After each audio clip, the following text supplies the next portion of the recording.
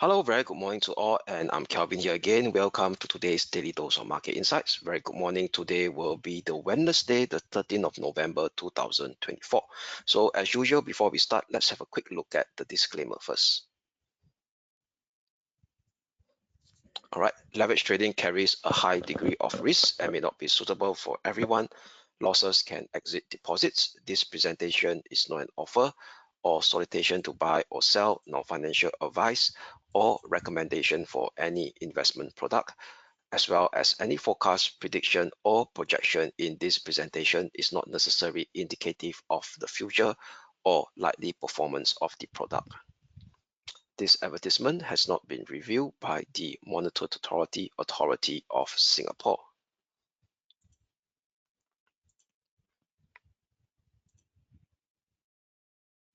All right, so give me a minute. So hopefully that you guys could see my screen. Yeah, I think everything's good. Yeah, so as usual, let's have a recap what has taken shape yesterday in terms of the broad-based cross-asset performance, its related news flows, then followed by the short-term intraday technical outlook, and I will sum up what are the key events to look out for today that could potentially impact their respective intraday performance of these broad-based cross-asset classes. So let's start with the news flow first for yesterday. So news flow, I want to focus more on the up-and-coming Trump administration.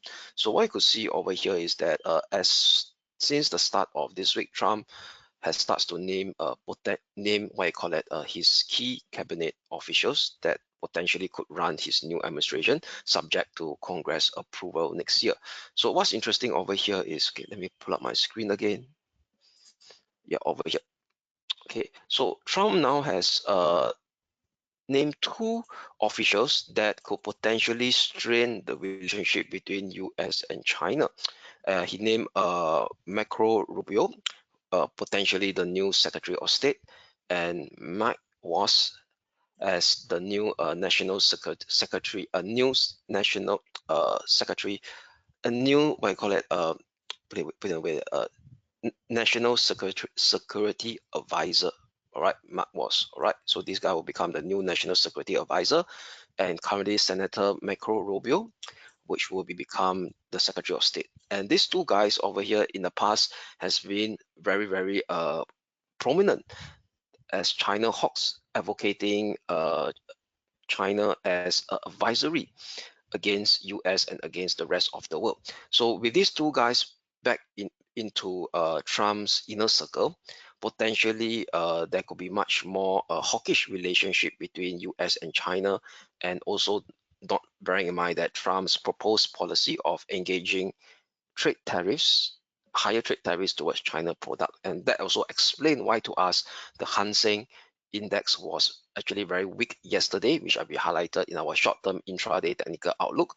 And also, as we are speaking right now, the Hang Seng index has already broken below that 19,700, 19,800 medium-term pivotal support level. And if you look at the current price action of the China benchmark stock indices, also all of them are in the red as well, with the CSI 300 down negative 0.27%, and the CSI property China CSI 300 property sector, comprising a basket of China A shares that are related to the property markets, down negative 1.5%. And as we are speaking, the Hang Seng is down negative 0.5% right now, attempting to actually retest the 900 790 level that was taken out in today's Asia session. Okay, later I'll touch more about the short-term intraday technical outlook, right, as we go to the short-term intraday technical outlook segment thereafter. But net overall, this particular negative news flow that is actually dragging the ongoing weakness on the Hang Seng index and as well as the China A share market. Okay, another news flow is more pertaining to oil price. So yesterday, OPEC actually cut their global oil demand for growth forecast again for the fourth consecutive month.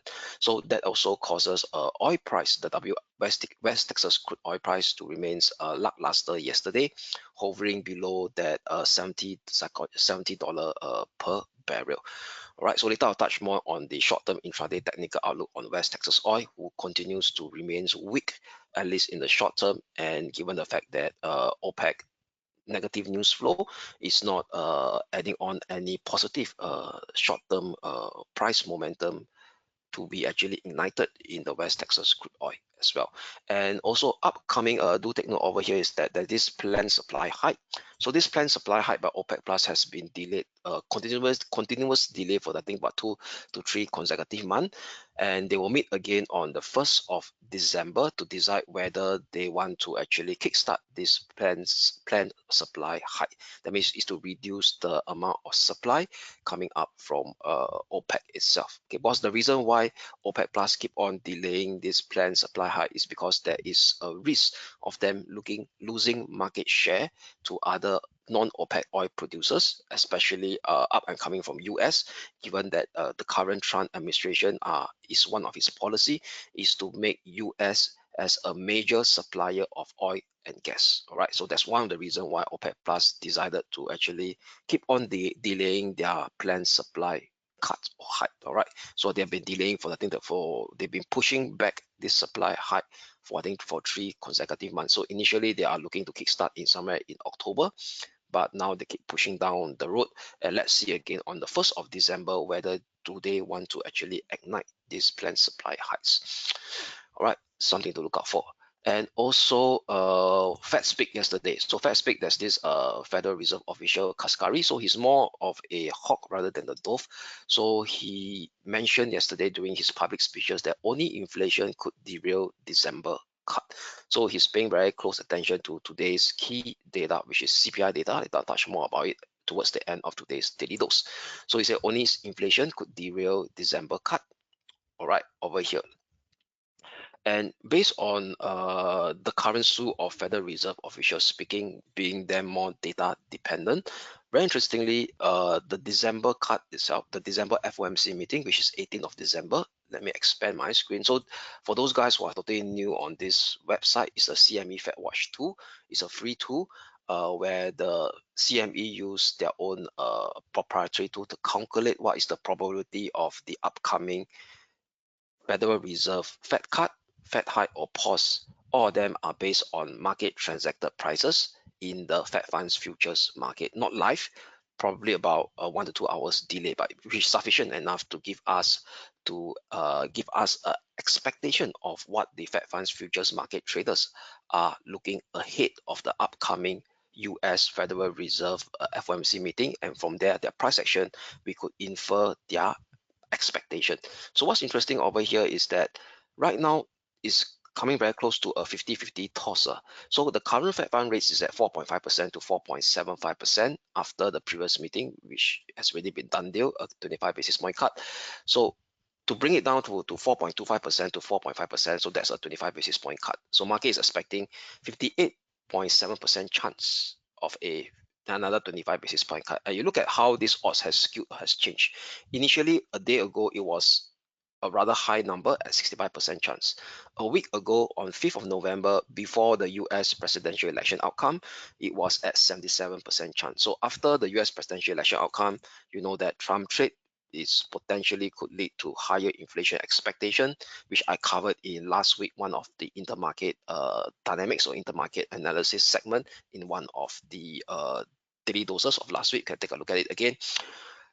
It's now has trying to filter down to the expectation of the shorter term overnight Fed funds rate. So right now, instead of 77% chance, market has reduced to 58% chance. And also with the slew of Federal Reserve officials speaking, more of them skewing towards data dependent. Okay, especially Fed Kaskari, he mentioned that it all boils down to inflation data.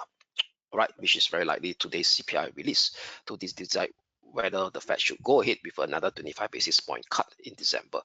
And if you were to stretch it down, the aggregate down the road, I would say, or down the next few meetings next year, still no change. The Dow, so market is still expecting only 25 basis point cut each for 2025. That means, i.e., a 61% chance to actually right now coming in May instead of March. Previously was March, now they push it down to May. All right, so March 1 only have 38% chance. So right now looking at 61% chance for another 25 basis point cut to come in May next year. Then thereafter you have 3 consecutive sessions of stampede. I mean, no cut or no hike, the Fed will maintain that. and another 25 basis point cut only will come in October. Then thereafter, the Fed should actually stamp it on the December the 10th. FOMC. So if you look at the current pricing over here right now, market participants is showing signs that the Fed is in no urgency of igniting deep interest rate cut, and the interest rate cut cycle will be also very shallow as well, right? That means perhaps maximum only 2 interest rate cut next year of 25 basis point, but it being pushed down the calendar. Then thereafter, the Fed should stamp it and see how does Trump policy impact the US economy in terms of growth and in terms of inflationary trend. All right, so that actually also supports the ongoing dollar strength that is being seen. So you look at the dollar strength over here, the dollar index. So the dollar index yesterday punch up and hit the key resistance level that we highlighted earlier on, 105.50, 106.37, and broke above the upper limit of this major symmetrical triangle range configuration that was in place since October last year. Okay, so right now the momentum is still pretty much bullish on the dollar index. This is on the daily time frame chart over here. The RSI hasn't hit the overbought level yet. Okay, it has hit the overbought level and start to shape as a higher low over here. Yes, nevertheless, this is the daily time frame chart. In the very short term, there could be some form of minor pullback here and there for some of the dollar major pair, which I will cover shortly. And the rationale for this push up in the US dollar index as well has been supported by the 10-year US Treasury yield as well. So if you look at the 10-year US Treasury yield, on last Thursday, after the outcome of the US presidential election, there was a pullback.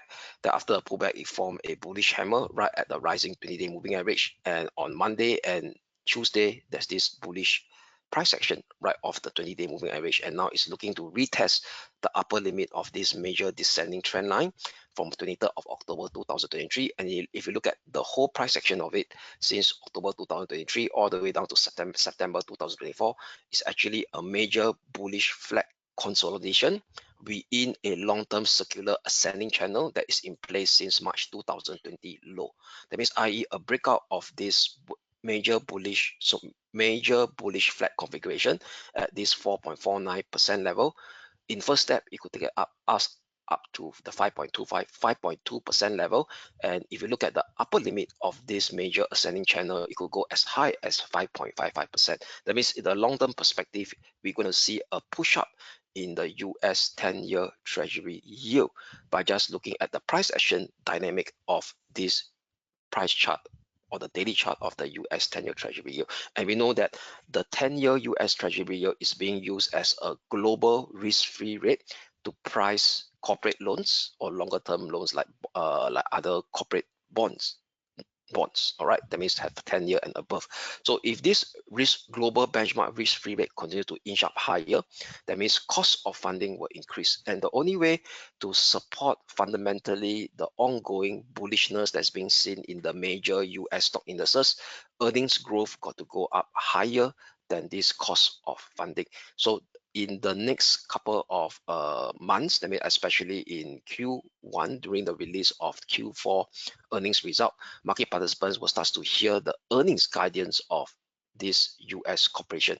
What this senior management thinks about this rise in this ongoing US Treasury yield and how they are going to actually manage this increased cost of funding as in a way of this Trump administration, something to pay attention to in order to support this ongoing bullish optimism in the major US stock indices, especially on the Dow Jones Industrial Average and the Russell 2000 being supported by Trump trade, which is being directly driven by corporate tax cuts and as well as Trump international trade tariffs that could actually hit US MNC more than US small cap. Okay, so this is something to look at. And Arno mentions about gold price. So for gold, what's interesting for gold is yesterday we do highlight there's a key medium-term support at 2,600, 2,590, and gold price managed to survive at that level, and now in the Asia session, it managed to stage a rebound up at 0.5%. So some form of bargain hunting has come into place after this week push down of -2% from last Friday close. So later I'll touch on the latest short-term technical configuration on spot gold XAU/USD, where we cover the short-term intraday technical outlook segment. Right. So now let's take a look at the performance of the US major stock indices. So yesterday, what we could see is that the push up in the US 10-year Treasury yield has kind of created a profit-taking activity on the SPX, the Nasdaq, the Dow Jones, and the Russell 2000. And what's interesting on the S&P over here is that it started the session with a push up. Then thereafter, we start to see this sell off, and this sell off stage a minor intraday recovery at the 2 a.m. mark in the Singapore time. All right, there's a recovery over here, very similar on the Nasdaq as well. If I were to look at that from the Nasdaq perspective, okay, it's a bit hanger. Then at 2 a.m. there was a rally over here as well. Okay, then going back to the Dow Jones, so the Dow Jones was weaker than the Nasdaq 100 and the SPX 100. So you look at the Dow Jones Industrial Average intraday performance.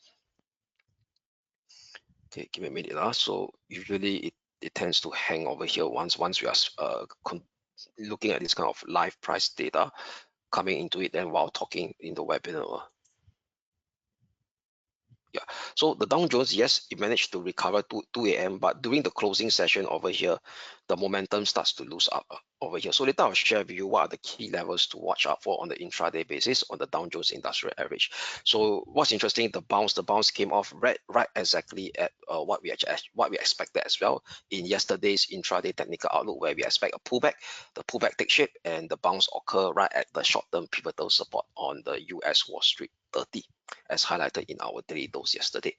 All right, so yeah, this is the key news flow, its impact on the respective broad-based cross-asset classes.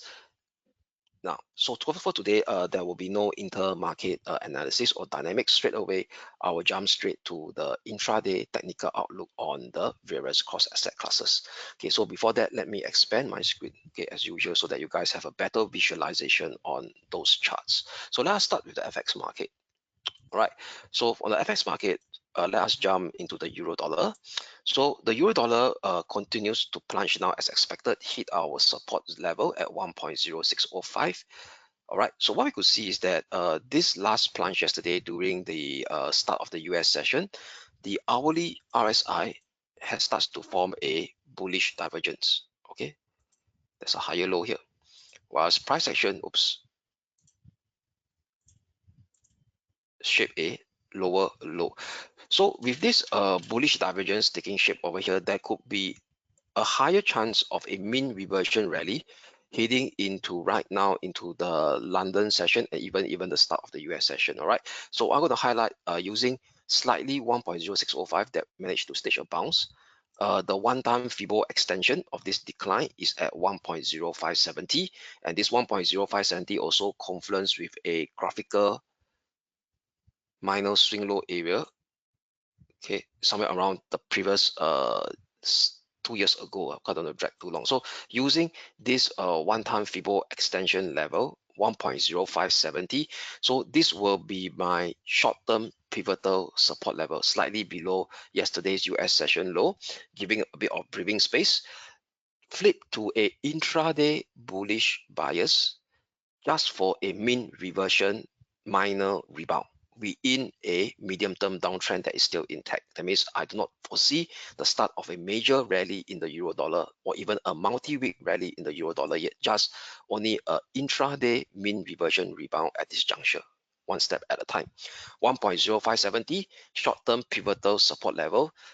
If this level holds, potentially there could be a mean reversion rebound taking shape heading into the London session up to the start of the US session. Resistance level to watch out for this minor mean reversion rebound, 1.0660/1.0680. Only a breakout above 1.0680 potentially could extend it further during the US session, especially with exposed CPI data, because that is kind of data dependent then. towards 1.0730 next. However, if price action starts to come down and break down below 1.0570, if hourly close below it, today's intraday bullish bias for that minor mean reversion intraday rebound scenario will be invalidated to see the continuation of this impulsive down move, exposing the next near-term support level at 1.0520 followed by 1.0470 next. So 1.0470, if you go to the daily time frame, is this minor swing low of 4th of October, right, last year. Okay, so that's for the euro dollar. Now, turning our attention will be the sterling dollar, the pound against the dollar. So the pound against dollar is also came down, hit our support level, all right, hit our support level over here and broke down below the 200-day moving average. And right now, what you could see is that the RSI is oversold, grossly oversold over here. Okay, based on the last 1 month or so, is hit to a more than a 1 month lower than the low of, okay, it's more than a month low. This was October, 3rd of October low. Okay, this low is more than low, so it's more than a 1 month low. But interestingly, there's no bullish divergence, not that we see, that we see off in the hourly chart, the hourly RSI of the euro dollar. So without this bullish divergence over here, there's no conviction for us to actually shape that minor bounce. So with this oversold region, oversold condition, that is now exiting from in the Asia section, it has really exit from the oversold condition. So what we could do over here is I will actually use a first resistance level to watch, which close to the 200-day moving average at 1.28 figure level. So this is the first resistance level for a bounce to take shape heading in towards the London session thereafter, because it's just exit from the oversold condition. Maximum 1.2845. So 1.2845 will be my Titan short-term pivotal support, Titan short-term pivotal resistance, not support, pardon me. Previously, minor swing low of 1st of November, minor swing low of 6th of November, broken down, now turns into a key graphical short-term minor pullback resistance, which is my Titan 1.2845 short-term pivotal resistance. So as long as this bounce didn't surpass 1.2845, potentially there could be some form of bearish bias reasserting itself on the sterling dollar again as we head into the London session today, all right, or even the start of the US session. Then thereafter, potentially the sterling dollar could actually float downwards to expose the next near-term support level at 1.2670 level. So what is this 1.2670 level? 0.618 Fibo extension, and as well as the lower limit of this descending channel that is still intact since the high of 30th of September. Only an hourly close above 1.2845 will invalidate the bearish bias intraday on the sterling dollar to kickstart a mean reversion rebound, exposing the next near-term resistance at 1.29 figure, followed by 1.2960, which correspond to the downward sloping 20-day moving average, and as well as the upper limit of this minor descending channel that I shared with you earlier on.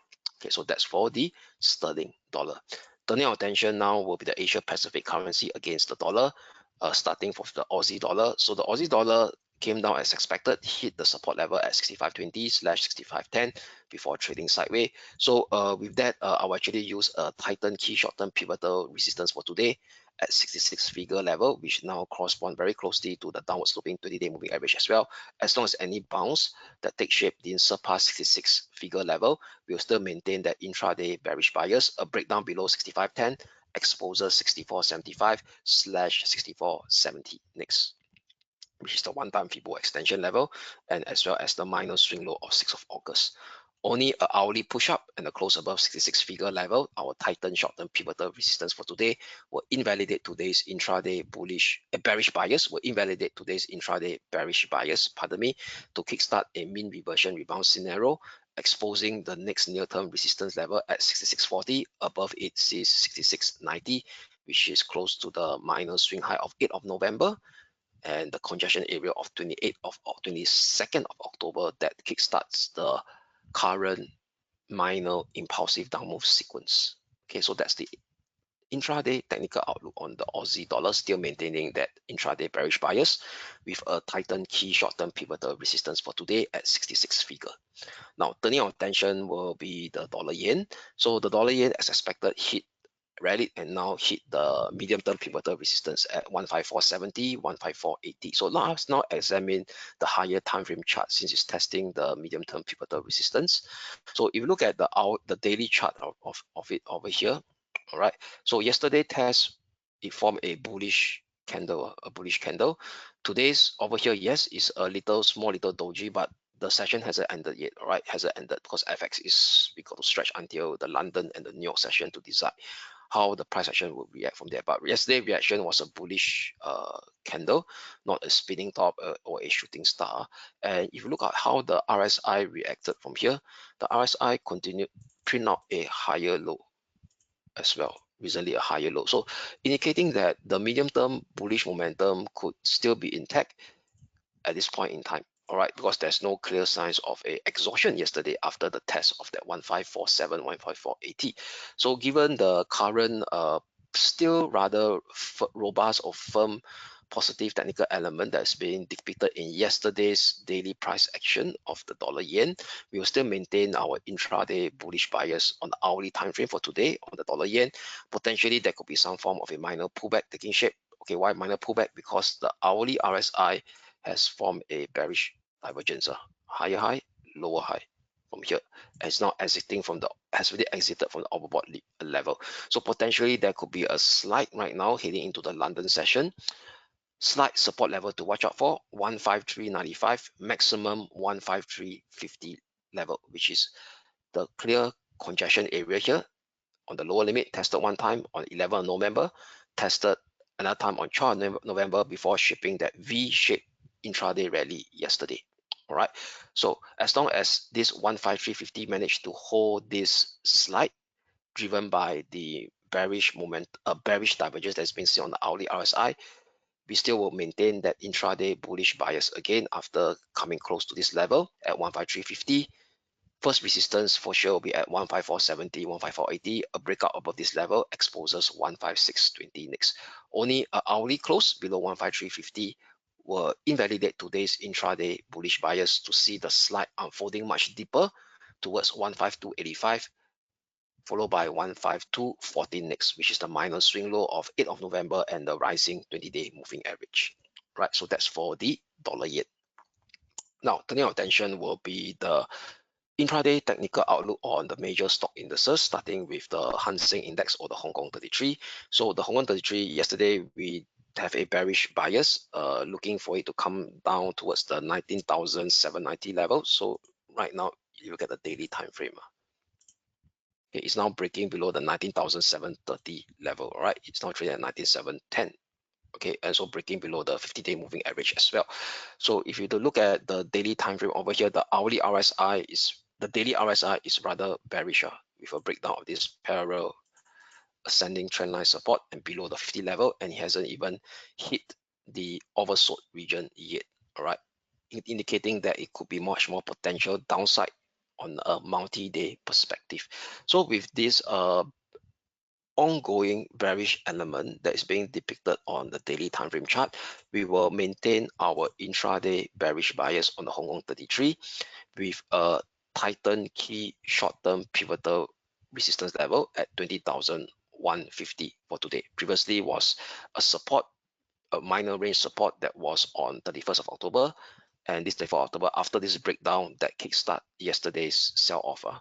All right, so using 20,150 in any potential bounces. Okay, first bounce to watch out for, because the RSI is already in oversold on the hourly RSI, but there is no clear bearish, bullish divergence on the hourly RSI.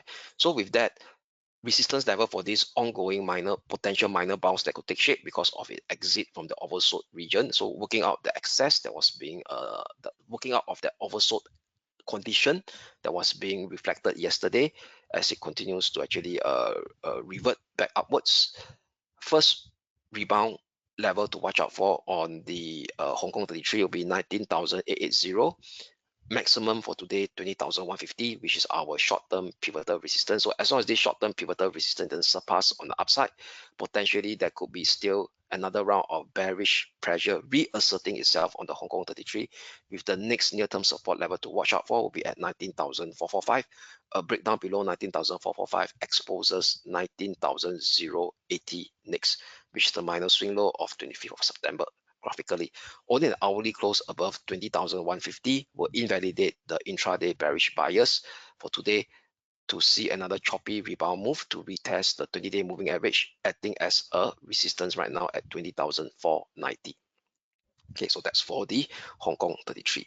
Now, turning our attention will be the Nikkei 225. So the Nikkei 225 yesterday, we have a very tight short-term pivotal support level at the 39,550, looking for the residual push towards the upper limit of this complex sideways range configuration that is in place since the low of 28th of October, no, since the low of 27th of September, which is at 40,155 slash 40,280. So price action didn't shape the residual push up and instead broke below our tightened short-term pivotal resistance level, tightened short-term pivotal support level at 39,500 range handle. So with that, it plummeted all the way and managed to hit the next support level at 39,090, 38,940 that we highlighted yesterday, which confluence with the 200-day 20-day moving average and the minor ascending trend line that I drew from the low of 28th of October over here.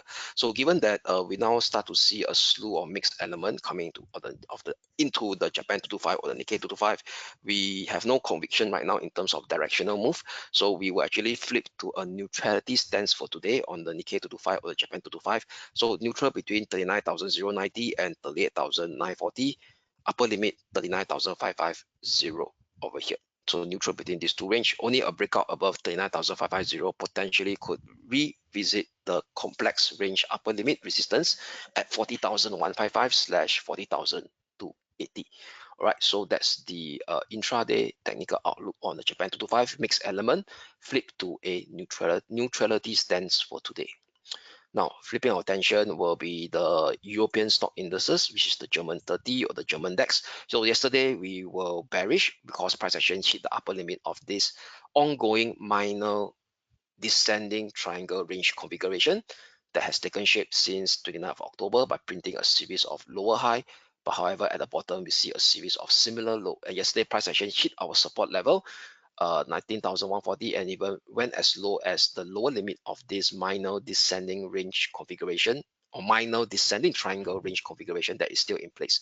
So are we using because right now it's really hit the oversold level, all right, oversold level, and now really exit from the oversold level. So our attempt to actually flip to a intraday bullish bias, looking for it to revert back at least into the middle part of this descending triangle range configuration on the intraday basis. 19,020 slash 18,970 yesterday minus swing low will be my short-term pivotal support zone for today. Near-term resistance level to watch for this potential rebound off from the minor descending triangle range support level 19,140 followed by 19,260, maximum 19,350, which is correspond to the 20-day moving average, I think as a resistance level as well. Only a price push down with an hourly close below 18,970 will invalidate today's intraday bullish rebound scenario and see a bearish breakdown of this descending triangle range configuration, exposing the next near-term support level at 18,850 slash 18,685 over here. All right, so flipping to a intraday bullish bias on the German 30 because it has now been rested right exactly at the lower limit of this descending triangle range configuration with the hourly RSI just exiting from its oversold region. Okay, so that's for the German 30. Now, flipping our attention will be the major US stock indices, starting with the US Wall Street 30. So the US Wall Street 30 pullback as expected. So the pullback stopped exactly at this 43,910 level. All right, over here, bounce during the second half of the US session, but the bounce can't surpass 44,220 before selling off again during the closing of the US session, and right now at the Asia session is now resting exactly right at the 43,910. So we will still be using this 43,910 as my short-term pivotal support level because it didn't break yet. But in order to increase the bullish conviction on this ongoing bullish bias, or to increase the bullish conviction on the intraday basis, price action got to surpass fast above 44,220. So with an hourly close above 44,220, it will increase the probability of a continuation of this short-term impulsive up move level with the next resistance coming in at 44,700 / 44,730. But however, if price action starts to break down thereafter at 43,910 as we head into the London session opening, where more liquidity starts to come in globally, then we could kickstart in first step a minor corrective mean reversion decline move to retrace this very steep up move back towards the 20-day moving average again. Next support level to watch: 43,700, 43,370, maximum 43,060, which correspond to the rising 20-day moving average. Right, so that's the key levels and the technical outlook level to watch for the Wall Street 30. Like I say, bullish conviction not so great right now because there was a rejection at 44,220, but it's still holding above this 43,910 short-term pivotal support that we highlighted yesterday. So price action now got to be very fast to close, have an hourly close above 44,220 to increase the probability of the intraday bullish bias again, at least in near term, for the next intermediate resistance to come in at 44,700 / 44,730. Okay, so that's for the US Wall Street 30. Very similar on the Nasdaq 100 as well. So the Nasdaq 100 came down, test the 21,020 short-term pivotal support before shaping that bounce up, okay, during the closing part of the US session. So a bit of excess over here. Put it up that low. Okay, is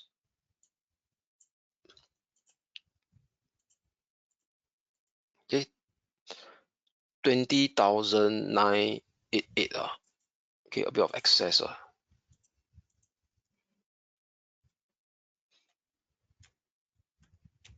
Okay, 98. Okay, so still using this short-term pivotal support level that we highlighted yesterday. Price action got to very similar, got to break out fast with an hourly close above 21,220, which was close to the current all-time high area over here. Then that would increase the bullish bias for today to expose the next near-term resistance coming in at 21,390. However, if price action starts to come down and break below 20,988, then today's intraday bullish bias will be invalidated to kickstart a mean reversion decline scenario to work this excess of this, to work out this retracement of this steep up move, exposing the next near-term support level at 20,865, followed by 20,640, maximum 20,500, which correspond to the rising 20-day moving average as well. Okay, and if we do the Fibo retracement, okay, of this entire steep up move up, okay, that corresponds close to the in between the 50% and the 61.8%. Okay, Fibo retracement, okay, very close to the Fibo, these two key Fibo ratio as well. Okay, so that sum up the intraday technical outlook on the major stock indices. Let's now focus our attention to the commodities market, starting with gold XAU/USD. So for gold XAU/USD, yesterday we flipped to a neutrality stance first because of unclear technical elements. So what's interesting is that it hit exactly at the medium-term pivotal support zone that we highlighted, which is the lower limit of our neutrality stance yesterday, 2,600, 2,590. And what's interesting is that right now we start to see a clear signs of a bullish divergence on the hourly RSI. So this gives us some form of confidence that there is some form of bullish momentum, at least in the short term, coming back into the gold market over here. So for today, I will flip to a bullish bias because of this bullish divergence that's being flashed out on the hourly RSI, using 2,600, 2,590 as the pivotal support for today. First resistance it got to surpass will be at 2,626. Let me put it in writing.